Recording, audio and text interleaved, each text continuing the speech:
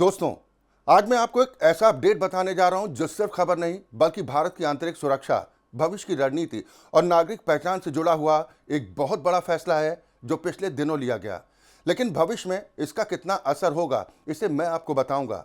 Central government ने संसद में स्पष्ट किया कि नेशनल पॉपुलेशन रजिस्टर यानी एनपीआर को अब नेशनल इंटेलिजेंस ग्रिड यानी नेट ग्रिड के साथ लिंक किया जाएगा। इसका सीधा मतलब यह है कि देश की सुरक्षा एजेंसियों को लगभग 119 करोड़ भारतीय रेजिडेंट्स के डेटा तक सीमित लेकिन अधिक प्रभावी पहुंच मिलेगी, ताकि भविष्य में किसी भी तरह की बड़ी आतंकी घटना को पहले ही रोका जा सके। खासकर 26/11 जैसी घटनाओं की पुनरावृत्ति यानी दोहराई ना जा सके। अब यहाँ पर एक बात बहुत ज़रूरी है कि आप ये बिल्कुल ना समझें कि नेटग्रिड कोई नई व्यवस्था है या अचानक बनाई गई कोई योजना। नेशनल इंटेलिजेंस ग्रिड की परिकल्पना आज की नहीं है। इसकी सिफारिश साल 2009 में ही कर दी गई थी, ठीक उसी समय पर जब मुंबई में 26/11 का आतंकी हमला हुआ था। उस समय जो हाई लेवल कमेटियां बनाई गई थीं, उन्होंने साफ शब्दों में कहा था कि अगर भारत के पास एक ऐसा सेंट्रल और इंटीग्रेटेड इंटेलिजेंस ग्रिड होता जहां अलग अलग एजेंसियों की जानकारी एक साथ जुड़ पाती, तो शायद 26/11 जैसे हमले को रोका जा सकता था। ये बात किसी राजनीतिक बयान का हिस्सा नहीं बल्कि सरकारी रिपोर्ट्स और जांच समितियों की फाइंडिंग्स में दर्ज है। दोस्तों, असल समस्या ये कभी नहीं रही कि भारत के पास बहादुर पुलिस या सक्षम सुरक्षा एजेंसियां नहीं हैं।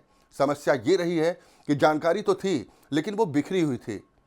स्टेट पुलिस के पास कुछ इनपुट थे, इंटेलिजेंस ब्यूरो के पास कुछ, रॉ के पास कुछ और एटीएस के पास कुछ, लेकिन इन सब को जोड़ने वाला कोई एक प्लेटफॉर्म नहीं था जो रियल टाइम में पूरी तस्वीर सामने रख सके। नतीजा ये हुआ कि कुछ संदिग्ध गतिविधियों के संकेत मिलने के बावजूद उन्हें समय रहते जोड़कर समझा नहीं जा सका और कार्रवाई में देरी हो गई। भारत का एक कड़वा लेकिन सच्चा अनुभव ये रहा है कि हम अक्सर आतंकी हमला होने के बाद जागते हैं, लेकिन अगर किसी देश के पास ऐसा प्रिवेंटिव मैकेनिज्म हो जो किसी भी बड़ी घटना को होने से पहले ही पहचान कर रोक सके, तो उससे बड़ी उपलब्धि कुछ और नहीं हो सकती। नेटग्रिड इसी सोच का परिणाम है। यह सिस्टम घटना के बाद जांच करने के लिए नहीं बल्कि घटना से पहले खतरे को पहचानने के लिए बनाया गया है। लेकिन जैसे ही प्रिवेंटिव सिस्टम की बात आती है, कुछ तथाकथित एक्टिविस्ट और संगठन सड़कों पर उतर जाते हैं। हाथों में प्लेकार्ड लेकर यह नारा लगाया जाता है कि निजता खत्म हो रही है, प्राइवेसी का हनन हो रहा है। यहाँ पर एक बुनियादी सवाल खड़ा होता है कि अगर देश के अंदर सुरक्षा ही नहीं रहेगी तो निजता का क्या अर्थ रह जाएगा। जब आम नागरिक की जान खतरे में हो, तब सबसे पहले देश की सुरक्षा को प्राथमिकता देना जरूरी हो जाता है।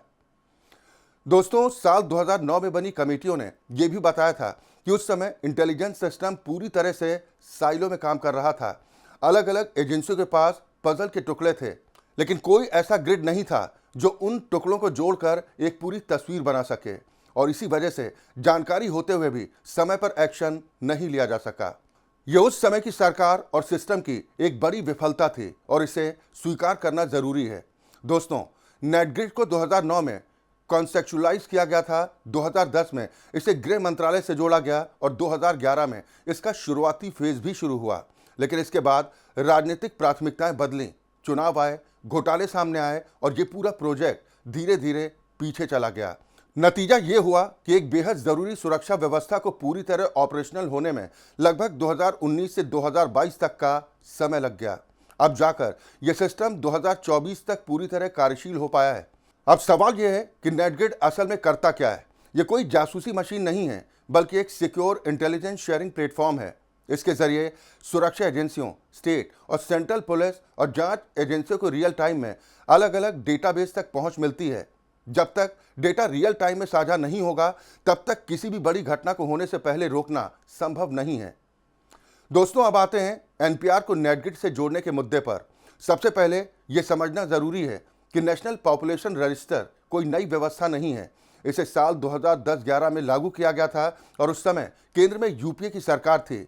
2015 में इसे अपडेट भी किया गया, लेकिन समस्या ये रही कि एनपीआर ज़्यादातर कागज़ों तक ही सीमित रहा और डिजिटल और एनालिटिकल तरीके से इसका पूरा उपयोग नहीं हो पाया। 2021 में जनगणना कोविड की वजह से नहीं हो सकी और सरकार ने यह स्पष्ट किया कि 2027 तक जनगणना और एनपीआर दोनों को अपडेट किया जाएगा। अब जब एनपीआर को नेटग्रिड से जोड़ा जा रहा है, तो पहली बार पहचान सत्यापन, family linking, background check, movement pattern और यहां तक कि फेशियल रिकॉग्निशन जैसी दक्षताएं एक साथ इस्तेमाल की जा सकेंगी।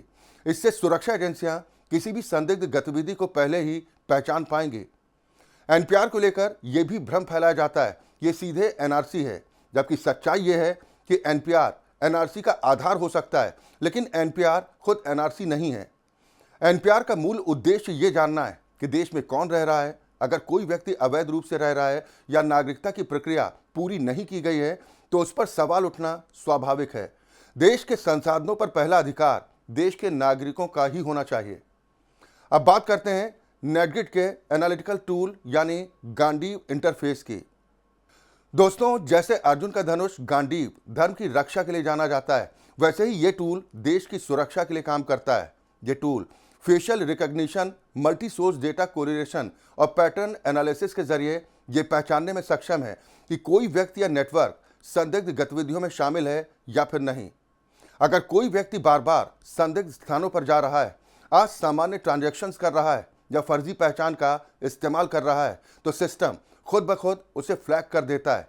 अगर प्राइवेसी की बात करें, 2017 के पुट्टुस्वामी जजमेंट में यह स्पष्ट किया गया था कि राइट टू प्राइवेसी एक मौलिक अधिकार है और ये आर्टिकल 21 के अंतर्गत आता है। लेकिन यहाँ ये भी समझना जरूरी है कि नेटगिट में डेटा एक्सेस पूरी तरह से रेगुलेटेड है। हर डेटा की क्वेरी लॉग होती है, उसका जस्टिफिकेशन देना पड़ता है और सीनियर अधिकारियों द्वारा उसकी ओवरसाइट होती है। 3 स्तर के डेटा बनाए गए हैं: नॉन सेंसिटिव, सेंसिटिव और हाईली सेंसिटिव। बिना अनुमति और कारण के किसी भी डेटा को एक्सेस करना अपराध की श्रेणी में आता है, इसलिए आम नागरिक को डरने की कोई जरूरत नहीं है। अगर आपकी गतिविधियां देश के खिलाफ नहीं है तो ये सिस्टम आपके लिए खतरा नहीं है। लेकिन अगर कोई व्यक्ति देश की संप्रभुता और सुरक्षा के खिलाफ साजिश रच रहा है तो ये सिस्टम उसके लिए एक मजबूत दीवार है। कुल मिलाकर भारत अब उस दौर में प्रवेश कर चुका है जहां हम गलती होने के बाद सीखने के बजाय सीखकर गलती को रोकने की कोशिश कर रहे हैं। एनपीआर और नेटगिट का यह संयोजन भारत की आंतरिक सुरक्षा के लिए एक तरह का आयरन डोम तैयार कर रहा है। असली खतरा सिर्फ बाहरी दुश्मनों से नहीं बल्कि उन लोगों से भी है जो देश के अंदर रहकर देश के खिलाफ साजिश करते हैं। और इस पूरे सिस्टम का सबसे बड़ा फायदा अंततः आम नागरिक को ही मिलेगा। तो दोस्तों, आप इस पूरे फैसले को कैसे देखते हैं? अपनी राय कमेंट में जरूर बताएं। नमस्कार।